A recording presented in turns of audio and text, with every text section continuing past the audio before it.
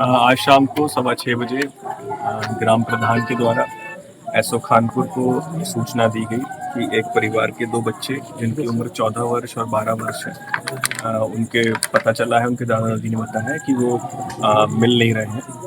तो तत्काल पुलिस बल मौके पर पहुंचा और घर में जब गहनता से जांच की गई तो घर के विभिन्न कमरों में ताले लगे हुए थे। इस परिवार में 3 बच्चे थे, एक बिटिया है और 2 लड़के अपनी माँ के साथ यहाँ पर रहते थे और दादा दादी भी इसी घर में रहते थे। तो जब सूचना पे सभी इन कमरों को देखा गया, वीडियोग्राफी करवाते हुए कमरों को खोला गया तो दोनों बच्चों के शव उनके बेड पर पड़े हुए थे और भारी किसी चीज़ से पास में एक रॉड भी पड़ी हुई है। संभवतः उसी से बच्चों के सिर पर वार करके उनकी मृत्यु कारित की गई है। मौके पर जो उनकी सबसे छोटी बेटी थी जो कि 9 वर्षीय है, उससे भी बात की गई। पिता जो है वो बॉम्बे में रहते हैं। जैसा कि पता चला है कि वहाँ पर दूसरा एक परिवार के साथ अपना रहते हैं, दूसरी जगह शादी कर ली है। इस सब चीज़ों को लेकर परिवार में मनमुटाव रहता था और जैसा कि बच्ची ने बताया है, जो बच्ची से बात हुई है उसके द्वारा ये बताया गया है कि उसने बच्ची ने देखा कि माँ के द्वारा इस तरह की घटना कमरे में कार्य की जा रही है।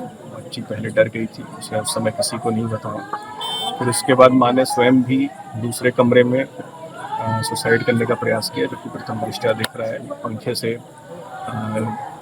पंखे पर साड़ी लटका के। तो सभी गहनता से इसमें जांच की जा रही है। बच्ची बिल्कुल ठीक है।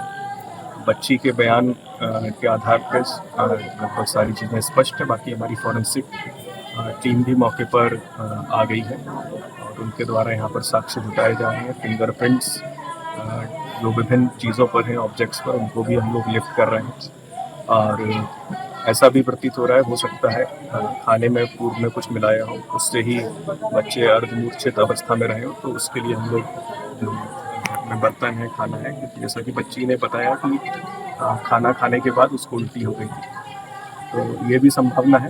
तो हम ये भी चेक करवा रहे हैं। उसके लिए हम लोग प्रॉपर फॉरेंसिक एनालिसिस खाने के सैंपल का भी करवाएंगे कि बच्चों ने जो भी खाना खाया था उसका भी हम लोग एनालिसिस करवाएंगे, ताकि अगर पॉइजनिंग की गई होगी तो वो भी क्लियर होगी।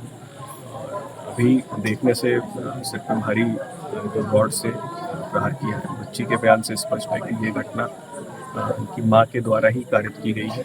आपसी मनमुटाव के कारण जो परिवार में पति से चल रहा था, तो उसी के कारण ये घटना माँ के द्वारा की गई। अन्य सभी पहलुओं पर भी हम लोग जाँच कर रहे हैं और जो भी तथ्य होंगे आपके सामने समय समय पर हम लोग। सर, फोटो के सामने धूपबत्ती रखी गई थी, क्या इसमें तांत्रिक का कुछ मामला है क्या?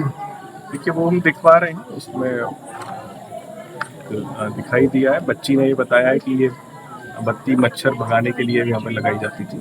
हालांकि बच्चों के जो फोटो हैं वो उसी अगरबत्ती के पीछे रखे हुए थे और नॉर्मली जैसा बच्ची ने बताया कि वो वॉल पे टंगी रहती थी जो फोटो है बच्चों की, लेकिन वो अभी हमने जो मौके पर भी देखा वो फोटो नीचे रखी हुई है। तो हम लोग देख रहे हैं, सभी पहलुओं पर जांच कर रहे हैं।